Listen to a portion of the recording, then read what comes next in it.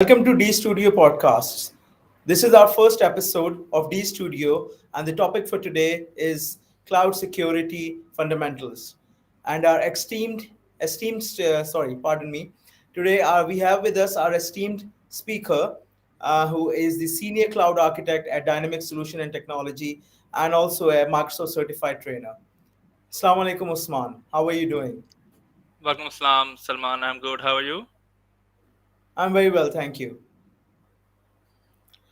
Yeah, So, Usman, we would like today on the topic of cloud security, we would like to have your take on what are your means if you can comment on the cloud security, and we would start like why cloud security has become so important. Aren't clouds secure by the principal providers? yeah, Salman. Actually, you raised a very good question. Cloud security is a very important factor nowadays because now everyone is moving to the cloud, and we assume that cloud is secure by default because major cloud providers are Microsoft and GCP and AWS, but still it needs to be secured from user perspective as well. So cloud security is very important in a sense that you need to secure your infrastructure, your data, your information, and the cloud platform in itself, it's very secure. But when you need to implement the security on how to access data, who can access your data, where your data can be accessed, and which Hmm. applications can be accessed by whom applications, and all of the stuff related to the access management, and all of the stuff related to the late adopting the latest protocols of the security of applications and of infrastructure. So cloud security is very important. uh, you cannot just rely on the basic level of security provided by GCP or Microsoft or Azure, or by AWS. You still need to implement some controls in order to secure your information data infrastructure. Great. Yeah, You talked about access management. How can you, if you could shed some light on access management from Microsoft's point of view? Because as you are a Microsoft certified trainer and working in the Microsoft domain with different customers, so if you could please shed some light on access management, please. definitely. Yeah. So when it comes to Microsoft, specifically to Microsoft, Microsoft have has a legacy system called Active Directory, and on Azure, on cloud platform, they have their Azure Active Directory.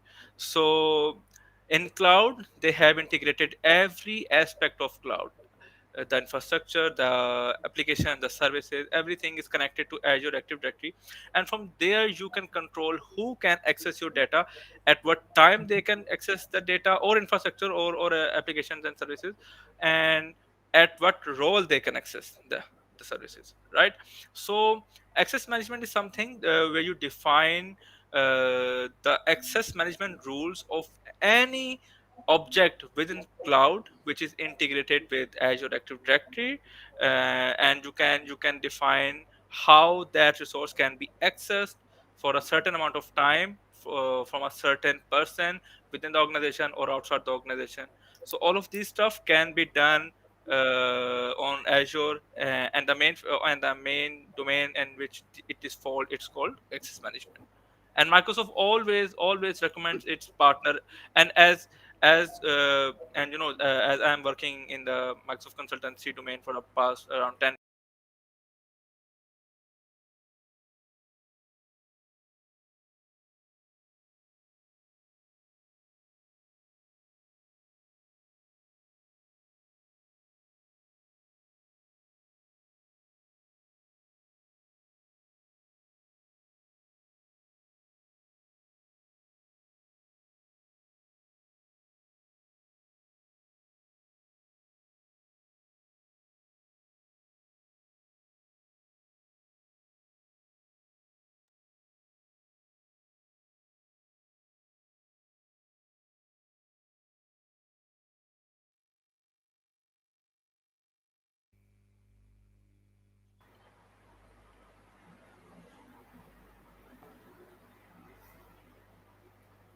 Um, uh,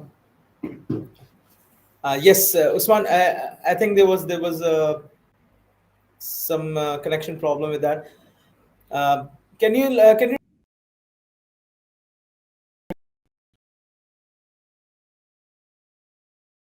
that part, please?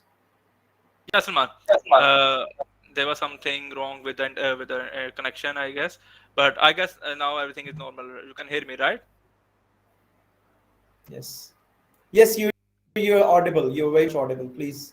Right. So yeah, I was talking about the access management, and I was saying that as uh, as a Microsoft consultant and a Microsoft cloud and security architect, I always recommend my uh, customers and my peers to always have access management enabled within Azure, so that they can have a peace of mind that everything is secured and everything is shared with the right person, and no one is accessing their data or applications or information uh, without the permission and proper consent.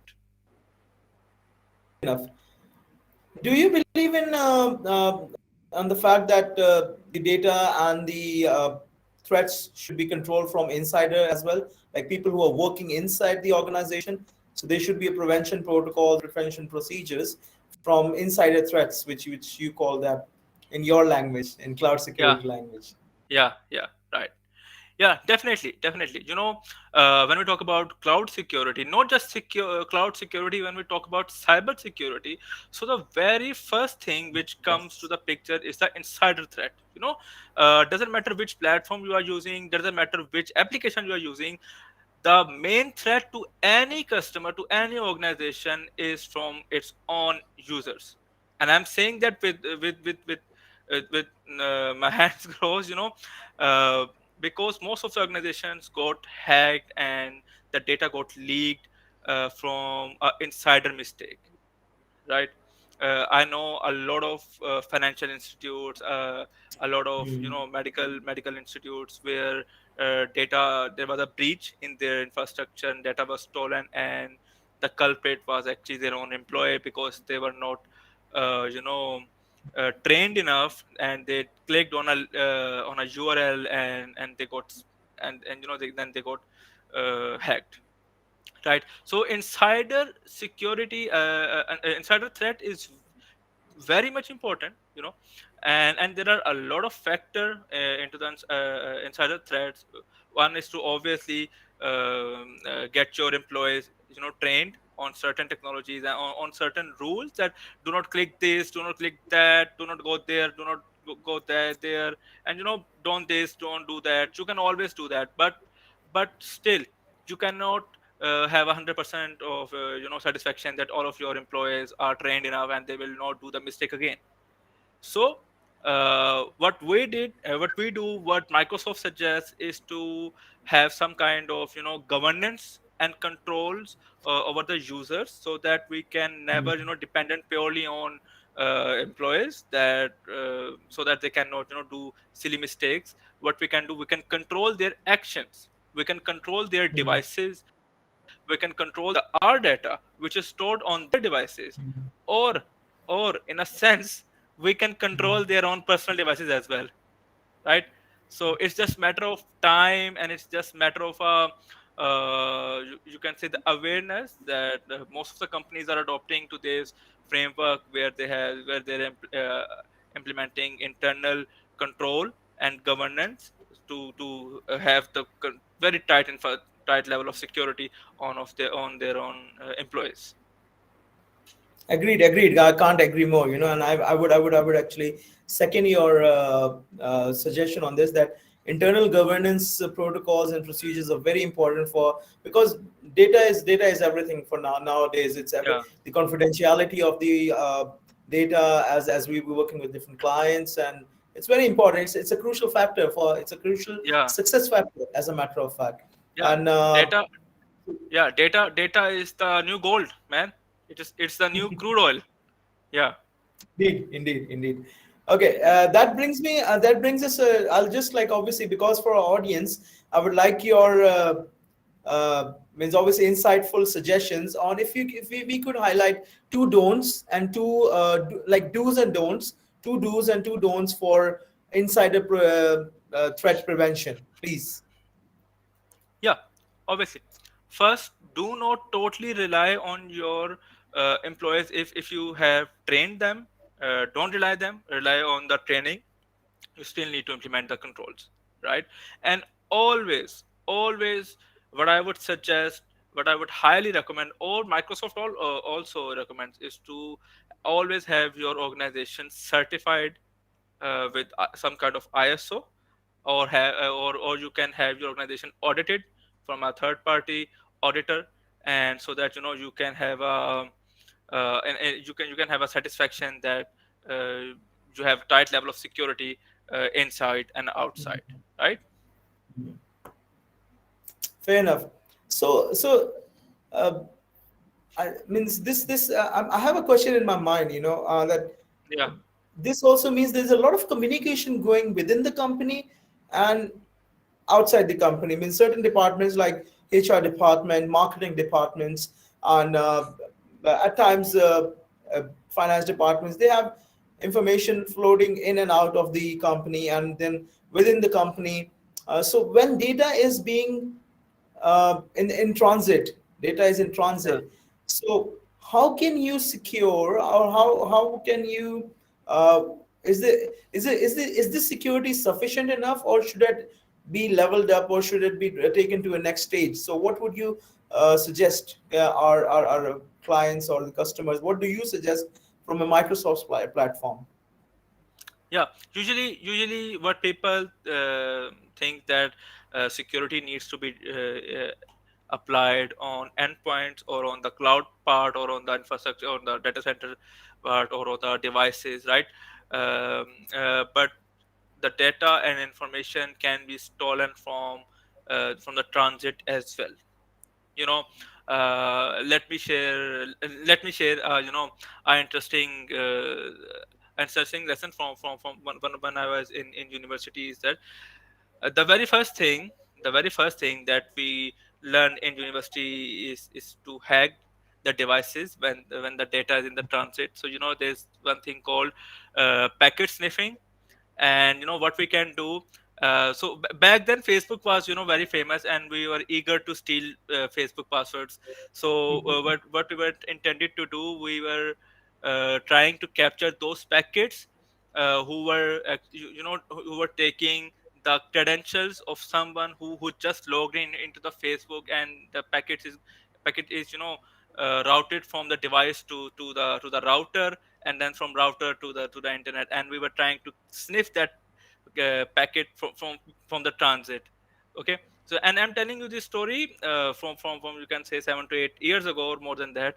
So back then when we were doing this thing, so you must have an idea what hackers are doing back then and what now, right? So Yes, yes. yeah, so data can be stolen from the transit, and you have to implement the secure socket layer kind of, and SSL certificates kind of security to encrypt the data in transit. You cannot stop a hacker from stealing your data, but what you can do, you can encrypt your data. In case the data got stolen, the hacker would not be able to decrypt it, right? So Yes, this is what we do usually. We encrypt the data yes. in transit through a SSL certificates. Indeed, SSL certificates. That is the Yes. nice. I mean, that is I think the main prime takeaway from this in today's discussion as well.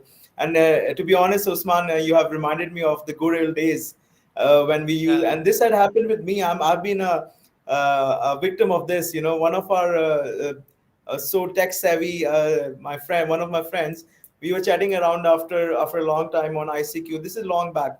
He was a school friend, and he sent me a we were so proud if somebody has invented a virus or something, and he told me that this is your password. And I was like, Hmm. how did you get my password? So yes, it is encryption is very important, but these are very basics. and Yes. and thank you for highlighting the basics, that we should be very particular on the basics, what for cyber security and cloud security. uh, Usman, you have been working for more than for approximately a decade or so from with Microsoft, and you have been there. Means you have been there in the action. So, what Yeah. is Microsoft's? Yes, indeed. Means what is Microsoft's take on cloud security nowadays? We were talking about Azure and a lot of other aspects. in cloud security. But what is Microsoft's take? And you can give an experience and insightful take on this. So please, if you could highlight the Microsoft's in Microsoft take on cloud security and cyber Yeah. security. Sure. Microsoft is highly recommending everyone to apply security, all of the security features available on Azure and on-premises solutions right away, because uh, the more we digital we become, the more vulnerable we become, right? So the more we adapt the technology, the more weaker we are, right? So Microsoft is on the one hand, Microsoft suggesting you to implement this technology, take up this new solution, buy these new tools. But on the same hand, Microsoft is also recommending you to implement the security as well, because if you don't implement the security, so you will get screwed, man. You will get screwed. Your data center, your cloud infrastructure, your application, your data, your emails, everything will be leaked, will be breached, and you can be a victim of a blackmail, like when we talk about a ransomware. So how a ransomware works: so they steal your information, they encrypt your information, and they ask for money, and not just money, they ask for bitcoin. So Microsoft is also always recommending all of its users to apply a full level of security within Windows, within the Defender for Windows, within Defender for cloud and apps. So, and Microsoft also recommended one thing, which is very new thing actually. I would like to share that as well. So usually we ask everyone to change their password after certain amount of time, right? So you know a strongest password, a strongest of all strongest password can be can be figured out within 10 years, maximum of 10 years, right? So so so this is based on an algorithm. So what Microsoft is suggested, Microsoft is saying that whenever we ask user to change their password regularly, they tend to change their password to more rememberable password. So they don't know, they know that we have to change the password after a certain amount of days. So they choose a very easy password, so that they are easy to remember. So and this is vulnerable, this is easy to guess as well. So recently Microsoft has suggested that do not change your password, but apply Really? MFA. Yeah, Microsoft Hmm. Microsoft said that, man. I can share that URL with you as well. So Microsoft said that do not change your password, and but apply the MFA. This is a very must that you should have a MFA, a second level of authentication as well. So you Sorry, can what is? Sorry, if yeah. you could elaborate MFA on Yeah, this. it's a multi-factor authentication. It means Okay. usually how authentication is work, you provide your credential, username and password, and again the packet goes from your laptop to router and to internet, and then goes to the principal. Apart from that, you can use a second factor of authentication as well, like a OTP. You would have received OTPs when you do bank transactions. Yeah, Salman, you would Yes, have indeed, received bank. indeed, Yeah. indeed. Yes. So we are securing the session through OTP. So this is what Microsoft suggests to always have a MFA enabled, and do not change your password. So this is the latest Microsoft's recommendation on security. So what I understand as a commoner, obviously, that Yeah. we should not change our password and always go for two-step verification, which you have Yes. highlighted, the Yes. MFA. In simple layman language, it would be a two-step verification, which is offered by LinkedIn, Instagram, and other platforms as well. So Yeah. I that would. is your suggestion, and we Yeah. should not change our password. Yeah. We should not change the passwords, but I would tell you another thing as well. There are two authenticator apps within Play Store and an Apple Store. If you're an iPhone user, which is one is from Microsoft and one is from Google. So doesn't matter if certain website or certain portal doesn't support MFA. What you can do, uh, sorry, I don't mean doesn't support. You haven't enabled the MFF on that website or portal. What you can do, you can have that account logged in into that authenticator app from Microsoft or from Google, and then you can have MFA capabilities on that account as well. So you always use one of those app for all of your accounts, whether it's LinkedIn, whether it's Insta, Facebook, any application that you use, or the corporate one, Office 365, Azure. You should always you configure them into the Authenticator app provided by Microsoft. And that's how you will. So on that app you will not receive a OTP. Actually, it will prompt you with a notification with two buttons, Mm. yes or no, and you can click yes if you want to log in. And if you received a notification without your attempt, so then you can click on no. Okay.